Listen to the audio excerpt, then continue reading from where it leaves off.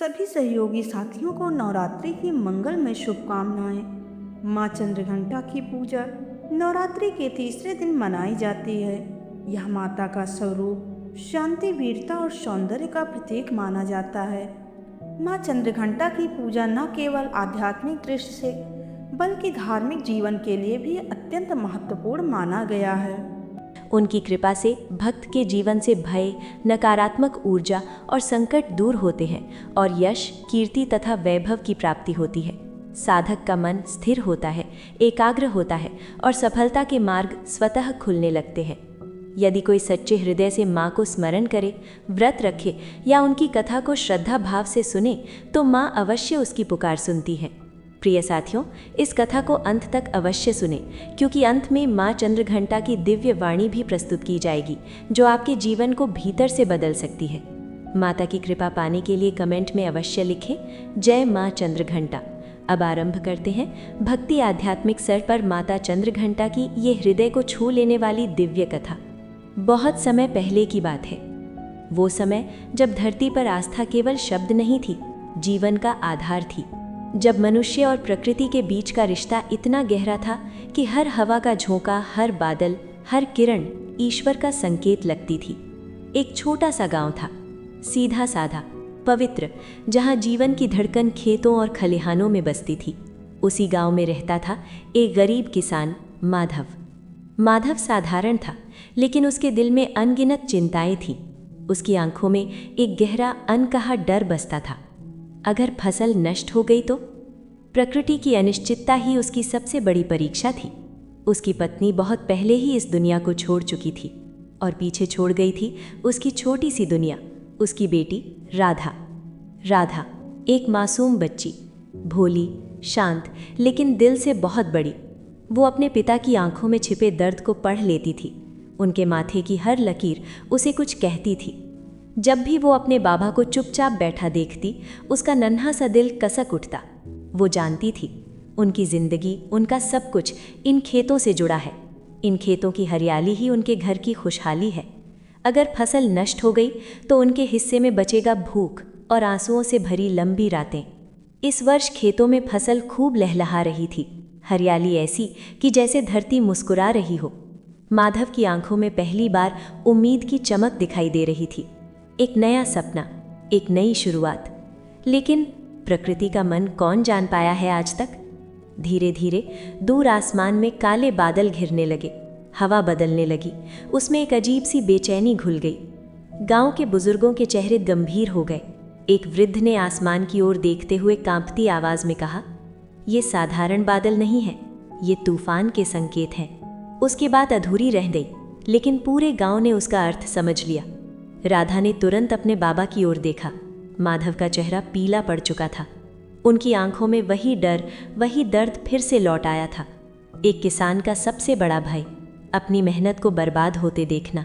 राधा का हृदय जैसे फट पड़ा। उसके भीतर से एक आवाज़ उठी, नहीं, ऐसा नहीं हो सकता। उसकी आंखों में आंसू आ गए, लेकिन इस बार ये आंसू कमजोरी के नहीं थे, ये एक संकल्प की शुरुआत थी। नवरात्रि का पावन समय चल रहा था। पूरा गांव भक्ति में डूबा हुआ था। हर घर में दीपक जल रहे थे, हर आंगन में माता के जयकारे गूंज रहे थे। आज नवरात्रि का तीसरा दिन था, माँ चंद्रघंटा का दिन।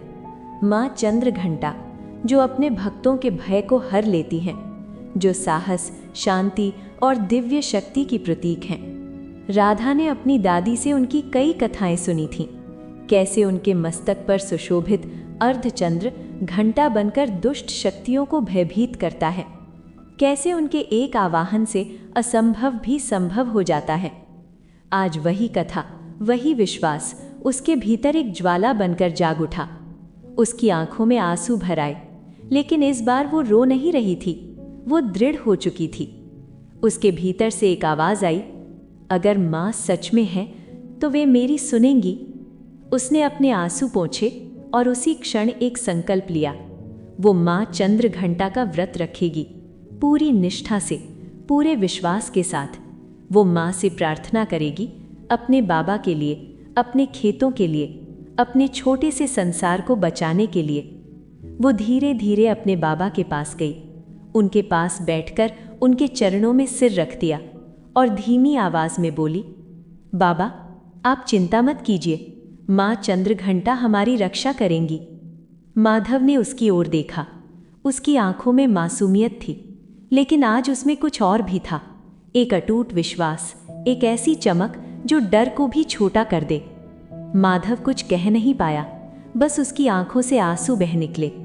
शायद उसे पहली बार लगा कि उम्मीद अभी भी जिंदा है। उसी दिन से राधा ने अपना व्रत शुरू कर दिया। सुबह से लेकर शाम तक वो खेतों के पास ही रहती, कभी फसलों को सहलाती, कभी मिट्टी को अपने हाथों से छूती और फिर आसमान की ओर देखती, जैसे वो बादलों से बात कर रही हो, जैसे वो माँ तक अपनी बात पहुँचा रही हो। हर गुजरते पल के साथ हवा और तेज होती जा रही थी। बादलों की गड़गड़ाहट अब साफ सुनाई देने लगी थी। आसमान काला पड़ चुका था। गांव के लोग घबराने लगे थे, बच्चे रो रहे थे, औरतें भगवान से प्रार्थना कर रही थीं, पुरुष चिंता में इधर उधर भाग रहे थे। अगर तूफान आ गया तो सब खत्म हो जाएगा, किसी ने घबरा कर कहा। लेकिन इस सब के बीच एक नन्ही सी बच्ची अकेली, शांत, अपने खेत के पास बैठी थी, राधा। उसकी आंखें बंद थीं, हाथ जुड़े हुए थे और उसके होठों पर बस एक ही नाम था, माँ चंद्रघंटा, माँ चंद्रघंटा। तेज हवा उसके बालों को उड़ा रही थी, मिट्टी उसके चेहरे पर लग रही थी, लेकिन वो हिली तक नहीं, जैसे उसके चारों ओर का संसार खत्म हो गया हो और वो सिर्फ अपनी माँ से बात कर रही हो। उसकी आंखों से आंसू बह रहे थे, लेकिन उसके चेहरे पर एक अजीब सी शांति थी, एक विश्वास जो किसी भी तूफान से बड़ा था। मून। उसी समय दिव्य लोक में कैलाश के दिव्य शिखरों पर माँ चंद्रघंटा अपने तेजोमय स्वरूप में विराजमान थीं। उनका रूप शांत था, गंभीर था, लेकिन उनकी आंखों में अपार करुणा थी। वे तीनों लोगों को देख रही थीं। हर जीव का दुख, हर हृदय की पुकार, सब कुछ उनके सामने था। लेकिन आज उनकी दृष्टि एक जगह ठहर गई, एक छोटे से गांव पर, और उस गांव में एक नन्ही सी बच्ची पर, राधा। माँ ने उसकी तपस्या को देखा, उसकी सच्चाई को महसूस किया, उसके हर आंसू को, उसकी हर पुकार को, और उसी क्षण उनके हृदय में एक हलचल हुई। शाम धीरे धीरे रात में बदलने लगी। आसमान अब पूरी तरह काले बादलों से ढक चुका था। ऐसा लग रहा था जैसे सूरज ने भी डरकर अपने आप को छुपा लिया हो। हवा अब सिर्फ चल नहीं रही थी, वो गरज रही थी, चिल्ला रही थी। पेड़ झुकने लगे थे, उनकी शाखाएं एक दूसरे से टकरा रही थीं। गांव में डर का साया गहराने लगा। दरवाजे बंद कर लो, जल्दी! लोग एक दूसरे को चिल्लाकर चेतावनी दे रहे थे। कुछ ही पलों में आकाश में बिजली चमकी, ऐसी कि मानो आसमान फट गया हो, और फिर गर्रर, इतनी भयंकर गर्जना हुई कि पूरा गांव कांप उठा। और उसी के साथ शुरू हुआ तूफान। तेज हवाएं अब बवंडर बन चुकी थीं। मूसलाधार बारिश आसमान से ऐसे गिर रही थी जैसे कोई क्रोधित शक्ति धरती को दंड दे रही हो। ओले पत्थरों की तरह गिर रहे थे, छोटे छोटे नहीं, बड़े, भारी, जो सीधे फसलों को कुचल रहे थे। कुछ ही पलों में गांव की गलियां पानी से भर गई, कच्चे घरों की दीवारें हिलने लगी, कई झोपड़ियों की छत उड़ गई। हे भगवान, हमें बचा लो! एक औरत चीखते हुए रो पड़ी। हमारी फसल सब खत्म हो जाएगा। एक किसान जमीन पर बैठकर सिर पकड़कर रोने लगा। हर तरफ बस चीख, डर और हाहाकार। माधव का घर। माधव अपनी टूटी फूटी झोपड़ी के अंदर बैठा था। उसका शरीर कांप रहा था। उसकी आंखें बार बार दरवाजे की ओर जा रही थीं, जैसे वो बाहर देखना चाहता हो, लेकिन डर उसे रोक रहा था। उसके मन में बस एक ही विचार था, सब खत्म हो गया। उसकी सारी मेहनत, उसके सारे सपने आज इस तूफान में बह जाएंगे। उसकी आंखों में आंसू आ गए। वो टूट चुका था। लेकिन उसी घर के एक कोने में एक नन्ही सी आकृति शांत बैठी थी, राधा। उसकी आंखें बंद थीं, हाथ जुड़े हुए थे। बाहर तूफान अपना तांडव कर रहा था, लेकिन उसके भीतर एक अजीब सी शांति थी। उसके होंठ लगातार एक ही नाम ले रहे थे, माँ चंद्रघंटा, माँ चंद्रघंटा। हर बिजली की चमक, हर गर्जना उसके विश्वास को हिला नहीं पा रही थी। एक पल के लिए उसके मन में भी डर आया। उसने धीरे से आंखें खोली। बाहर की भयावह आवाज़ें सुनकर उसका दिल तेज धड़कने लगा। उसके मन में एक सवाल उठा, क्या मेरी प्रार्थना काफ़ी नहीं है माँ? उसकी आंखों से आंसू बह निकले, लेकिन अगले ही क्षण उसे अपने बाबा का चेहरा याद आया, उनकी चिंता, उनका दर्द, और उसी क्षण उसका विश्वास फिर से मजबूत हो गया। उसने अपनी आंखें कसकर बंद कर लीं और पूरे हृदय से पुकारा, माँ, मेरी फसल की रक्षा करो, मेरे बाबा का सपना मत टूटने देना। उसकी आवाज़ कांप रही थी, लेकिन उसमें एक अजीब सी शक्ति थी, एक ऐसा भाव जो सीधे दिव्य लोक तक पहुंच गया।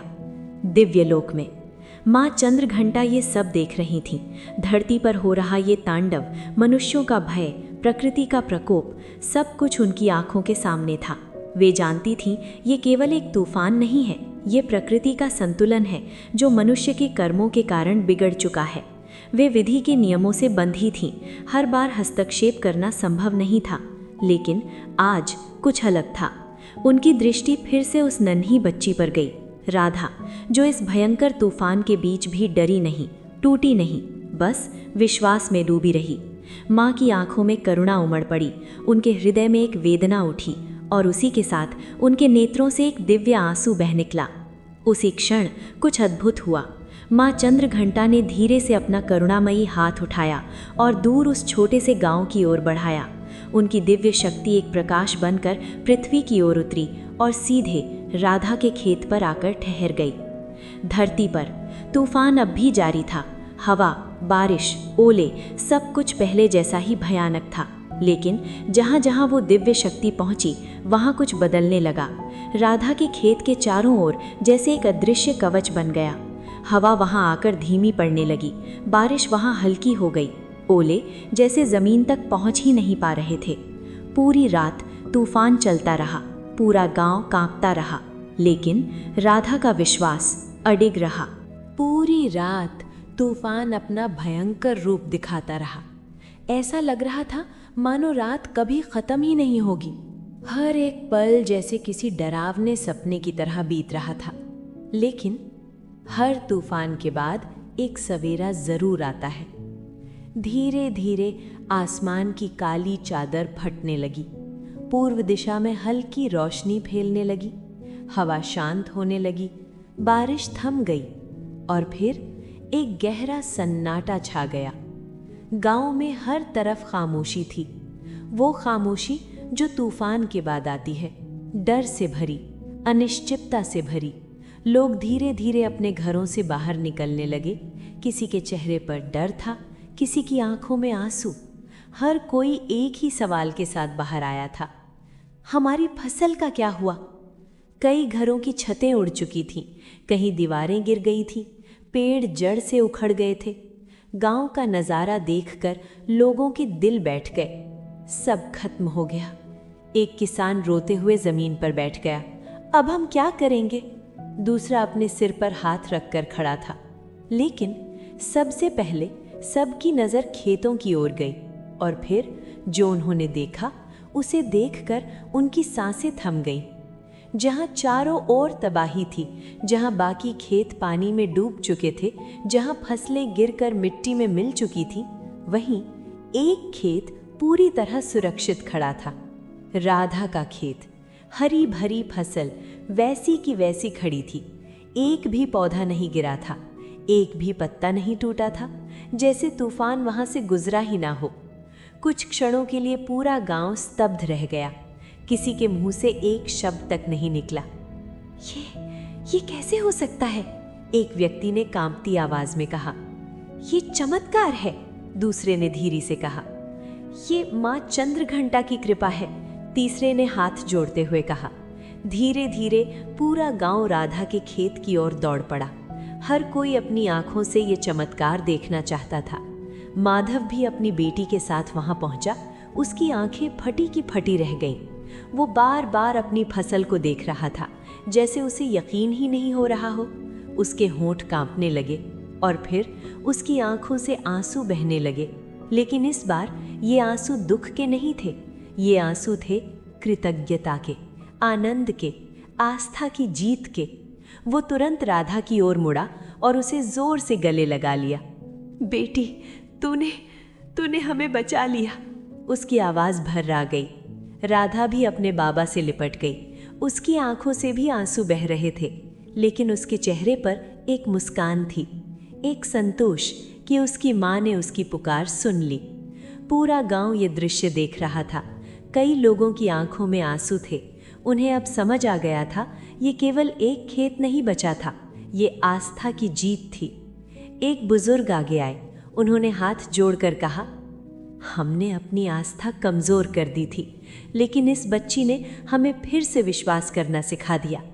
धीरे धीरे पूरा गांव वहीं इकट्ठा हो गया और फिर एक स्वर में जयकारा गूंज उठा, जय माँ चंद्रघंटा। उस दिन राधा के खेत के पास ही माँ चंद्रघंटा की पूजा की गई। सब ने मिलकर उनका धन्यवाद किया। उस वर्ष राधा और माधव को इतनी अच्छी फसल मिली कि उनकी सारी गरीबी दूर हो गई। उनके जीवन में खुशहाली लौट आई। माधव अब पहले जैसा नहीं रहा। अब उसकी आंखों में डर नहीं बल्कि विश्वास था। और राधा अब सिर्फ एक बेटी नहीं थी, वो पूरे गांव के लिए आस्था की मिसाल बन चुकी थी। तूफान थम चुका था, लेकिन उस रात की गूंज अब भी लोगों के दिलों में थी। राधा के खेत के सामने खड़े होकर गांव वाले सिर्फ फसल नहीं देख रहे थे, वे देख रहे थे आस्था का जीवित प्रमाण। समय बीत गया, फसलें कट गईं, घर फिर से बन गए, लेकिन उस दिन का चमत्कार हर दिल में बस गया।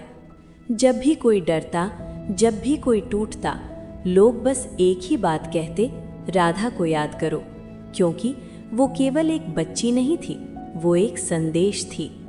और तभी दिव्यानुभूति।